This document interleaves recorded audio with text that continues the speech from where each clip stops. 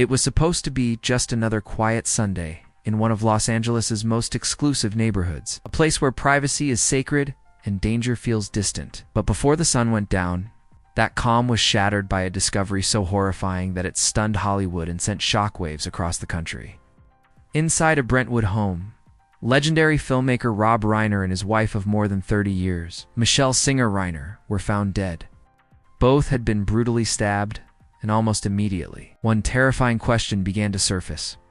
How could something this violent happen inside a family home? At first, authorities revealed there were no signs of forced entry, no burglary, and no unknown suspect fleeing the scene. This was not a random crime, it was personal. As investigators pieced together the early hours of the case, attention slowly turned toward someone who had been close to the victims and familiar with the house. Their youngest son, Nick Reiner, had been staying on and off at the property. Friends of the family later described growing tension inside the household, particularly in the weeks leading up to the killings, the night before the bodies were discovered. Nick had attended a holiday party hosted by comedian Conan O'Brien. Witnesses said he appeared agitated and unsettled, making several people uncomfortable. Family friends later revealed that Nick had argued with his parents that same evening. By the next afternoon, Rob and Michele Reiner were dead in their bedroom, and the quiet Brentwood street was flooded with police. Hours later, surveillance footage captured Nick Reiner wandering through a Los Angeles gas station, nearly 15 miles from his parents' home.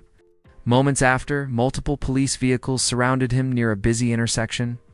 The video shows him raising his hands, wearing a backpack, and surrendering without resistance. He was taken into custody that night, and 2 days later, prosecutors announced that Nick Reiner had been charged with 2 counts of first-degree murder, along with special circumstances involving multiple killings and the alleged use of a knife. If convicted, he could face life in prison without parole, or even the death penalty.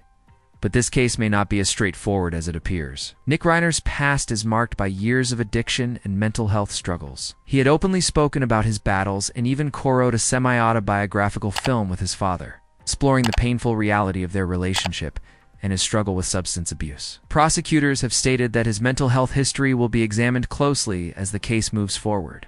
In his defense, the team has suggested that his mental competency could become a central issue in court, as tributes pour in for Rob Reiner, a man remembered for telling heartfelt stories that brought millions together. The most tragic story of his life is now unfolding in real time.